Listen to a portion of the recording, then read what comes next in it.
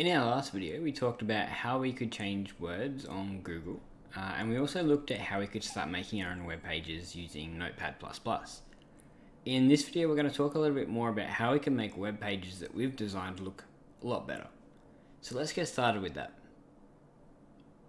Visit learnstem.com.au for online STEM courses for kids and STEM teaching resources. So the first thing we want to do is go to our folder where we've put our website index page. So we've got to open that up. We're going to open that first. So we're going to open with Google Chrome. So we've got a copy of it up here and we can see what we're doing. And then again, we're going to pin it to one side. And then with our editor, we're going to edit with Notepad++. So we're going to right click again on the index file and edit with Notepad++, and pin this to this side of the page. You'll notice that little window comes up. Alright, so the first thing we want to do in here is we want to change our, let's say our background color. I'm going to start with changing this by going style equals, and then in quotes, background, and you see it says color here, so I'm going to click on that. You'll notice that it says color in the American spelling, and that's because most code uses American spelling. And the color we're going to use is going to be, let's say, black. Alright, and you'll notice it recognizes black as an option as well. So I'm going to close that off with quotes, and you'll notice now that I've got different colors. So I've got my tags are in blue, where I've said my style is in red, and then the actual style itself is in purple, and my text and the actual things that are in my text are going to be in black. So let's hit the save button, or again Control S will do the same thing, and refresh the page over here. You'll now notice that that's in black, but if I highlight, you'll still be able to see my text. So that means we need to go through and change our text color. So let's go back onto H1, and again we're going to go style equals text, and so we can go text. No, actually we just need color here. Color, and let's make that white. Close that. If we hit refresh or save and then refresh over here now, my text is now in white. Alright, so that's my heading, and then I want to do the same thing for my paragraph. So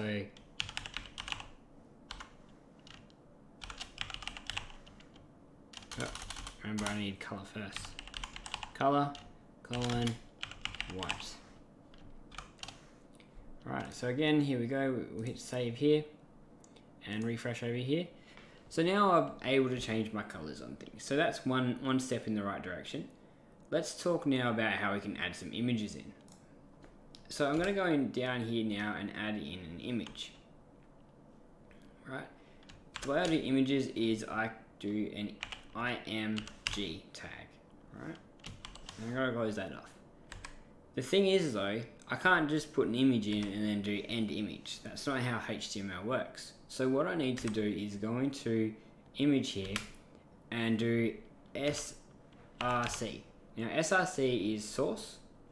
I'm going to do equals, and then I'm going to put in an address. So I might go on to Chrome now, find a picture that I like, find an image. There's a lot of TikToks here. Let's use this one here. So I'm going to find the link for that by right clicking and go copy link address. Now hopefully that's going to be a nice short one. If I go back into my code here and hit paste, you'll see it's not, alright? It's a very long one, so it's going to be a little bit on the ugly side. It's not too bad, but it demonstrates the purpose, right? Normally what we would do is if we want to put a local image in, we'd do something different, and I'll show you that in a moment. So we've got our source image there. We need to make sure we end our quote on the end. I'm going to scroll back across here so we can see things. Hit save, and now go back to our index and hit refresh. Now you notice it didn't come up correctly, and that's probably because this image doesn't let me do that. So what we're going to do instead is make our source local. And the way we're going to do that is go back into our folders, and we're going to add a folder into here. Now that folder is going to be called IMG, or IMGS maybe we'll use, but this is up to you. This is where I'm going to put my images. Alright, so inside my images folder is where I'm going to save my images to. Now I might right click this one and go save image as. I'm going to find my image, my website folder, which was on my desktop, into my downloads, images, and I'm going to give it a really easy name. Alright, you'll notice here that there's a lot of dashes in this URL name, in this JPEG's name, and that's because HTML doesn't like spaces, so it's very important that we call it something that we could recognize. So let's call it laugh. Alright, notice that I've put a capital L, so I might backspace that and put a lowercase l so it's a little bit easier to remember, and it's a JPEG image. Right, this is important. So I'm going to hit save now and go into my folder here. You see I've got laugh.jpg. Now to make the most out of this, what I'm going to do is go back to my code, and I'm going to backspace all of this or remove it. Now the source is now going to be a local place, so I'm going to go imgs /laugh.jpg.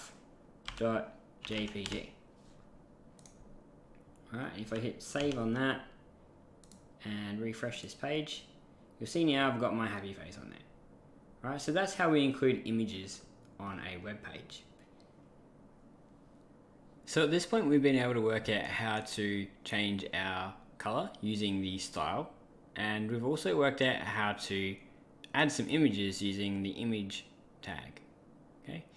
At this point there's one more thing that I'd really like to cover, and that's just adding some alternate text to our source for our images. So in here we can also go alt equals where is my image. Right, and normally in here what you'd put is something like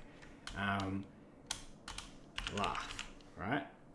Laugh image. Some kind of description of what the image would be if this image didn't load for whatever reason. So if I go into my files now and I change the name of the image to laugh1, alright, so my code's not correct anymore to show me the image, and we'll go back into our editor and save that. So once I've hit refresh, you'll notice that I've got this little broken image icon to tell me that basically this image didn't load. It couldn't find it. So if I highlight this now, it also tells me in the alternate text, which is black, and that's why we can't see it at the moment, that I've got the laugh image text, which is what I said over here.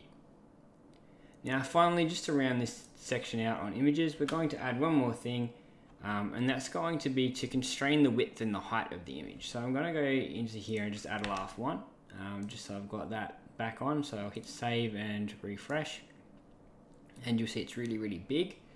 So what I want to do is just shrink that picture down a little bit, and I'm going to do that by using the width variation here. So if I hit width and say, let's say 500, right, and I'll hit save, and what this will do is limit the width of the image to 500 pixels. If I make this smaller, say 200, and save it and refresh, it'll make it smaller again, and I can also constrain it on its height, so I can set the height as well. But 500 was fairly good, so we'll go with that, and we'll refresh.